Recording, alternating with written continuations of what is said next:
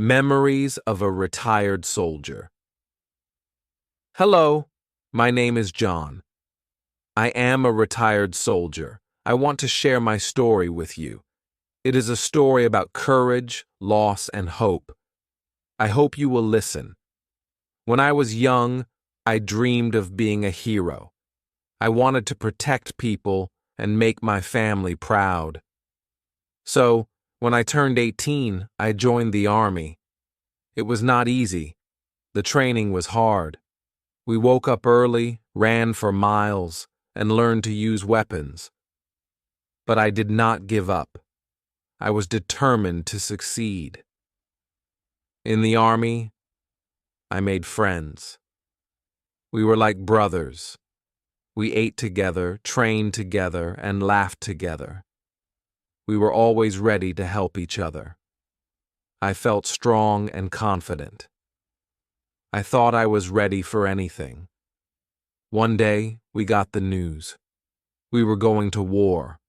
I was scared, but I did not show it. I packed my bag and said goodbye to my family. My mother cried and hugged me tightly. "Be safe," she said. I promised her I would come back. When we arrived at the battlefield, everything changed. It was loud, chaotic, and dangerous. The sound of bombs and gunfire was everywhere. We had to stay alert and work as a team. I saw things I will never forget. I saw bravery, kindness, and sacrifice. But I also saw pain, fear, and loss. War taught me many lessons. It taught me to be strong, to value life, and to never give up. But it also left scars on my heart. I lost friends, people I cared about deeply. It was hard to say goodbye to them. They were heroes, and I will always remember them. This is the beginning of my story. There is much more to tell. I hope you will stay and listen to the rest. The war lasted for many months. Each day felt like a year.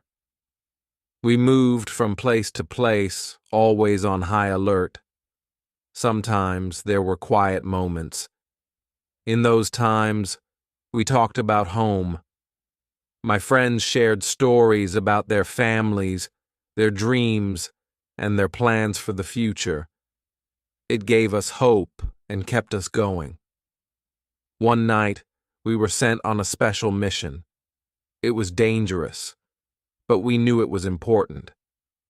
We walked quietly through the dark, our hearts beating fast. Suddenly there was an explosion. The ground shook, and I fell. When I opened my eyes, I saw my friend Sam lying on the ground. He was hurt badly. I crawled to him and held his hand. "Stay with me, Sam," I said. He looked at me and smiled weakly. "John, take care of my family," he whispered. I nodded, tears in my eyes. Then he closed his eyes. He was gone. I felt a pain in my chest that I cannot describe. After that night, I changed. I still did my duty, but I felt empty inside. I missed Sam and the others we had lost. I wanted the war to end. I wanted to go home. Finally, the day came. The war was over. We packed our things and prepared to leave. As the plane took off, I looked out the window. I thought about all we had been through. I thought about Sam and the promise I made to him. I knew I had to keep it. When I arrived home, my family was waiting for me. My mother hugged me tightly. My father shook my hand and said, "Welcome home, son. We're proud of you." But I didn't feel like a hero. I felt tired and broken. I sat alone that night, thinking about my life. I had survived the war, but I didn't feel whole. I knew I had a long journey ahead of me. Life after the war was not easy. The sounds of explosions and the cries of my friends stayed in my mind. At night, I couldn't sleep. I would wake up, sweating and scared, as if I was still on the battlefield. My family tried to help, but they didn't understand what I was feeling. I felt alone in my pain. I remembered the promise I made to Sam. One day, I decided to visit his family. They lived in a small house in a quiet town. When I knocked on the door, a woman opened it. She looked at me with curious eyes. "Are you John?" she asked. I nodded. "I'm Sam's wife," she said, her voice trembling. She invited me in. Inside, I saw pictures of Sam on the walls. His children ran into the room, laughing. They reminded me of Sam's stories about them. I sat with his wife and told her about Sam's bravery. I told her how he saved many lives and how he always spoke about his family. She cried, but she thanked me. "You brought him back to us, even for a moment," she said. After that visit, I felt a little lighter. I started to visit other families of the soldiers I knew. I shared their stories and listened to their memories. It helped me feel connected to them. Slowly, I began to heal. One day, I met an old soldier in the park. He was sitting on a bench, looking at the sky. I sat next to him and we started talking. He told me about his experiences in a different war.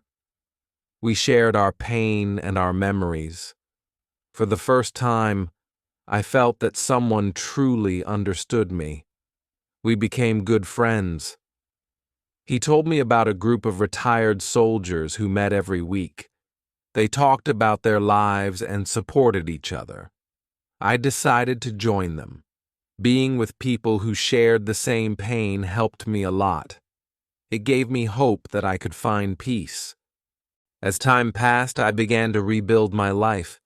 I found a small job at a local school, teaching children about history.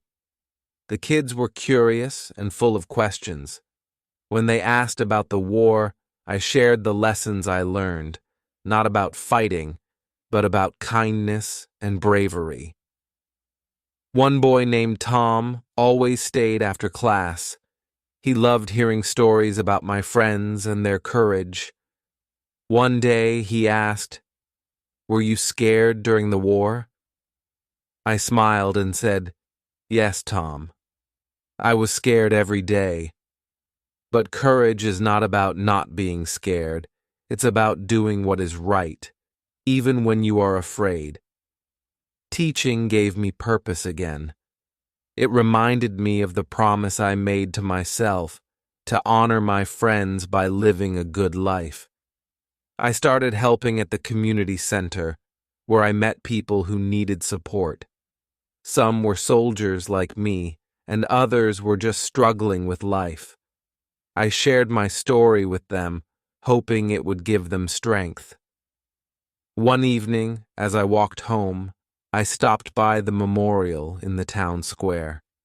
It had the names of soldiers who had served. I placed flowers there every week, remembering my friends. I whispered their names and told them about my day. It felt like they were still with me, watching over me. At home, I kept a small box of memories. Inside were photos, letters, and a medal I received for my service. I often looked at the photo of Sam and me, smiling in our uniforms. It reminded me of the bond we shared and the sacrifices we made. Though the pain of the past never fully went away, I learned to carry it with strength. I realized that life is a mix of sorrow and joy, and it's up to us to find meaning in it. Slowly, I began to feel grateful for my life, for the people I met, and for the chance to keep my friends' memories alive. One day, I received a letter from an old Army friend named Mark. He had heard about my work at the school and the community center. In his letter, he wrote, "You are doing something important, something meaningful. I'm proud of you." Those words touched me deeply. It felt like my efforts were finally being recognized, not just by others, but by myself too. Mark invited me to a reunion for veterans. At first, I wasn't sure if I wanted to go. The idea of seeing old faces brought back both happy and painful memories, but I decided it was time to face them. When the day came, I dressed in my best suit and brought along the photo of Sam and me. At the reunion, I saw faces I hadn't seen in years. Some had aged, some looked the same, and some were missing. We shared stories of our time in the service, laughing at old jokes and remembering those who were no longer with us. It was bittersweet, but it was also healing. Mark gave a speech that night.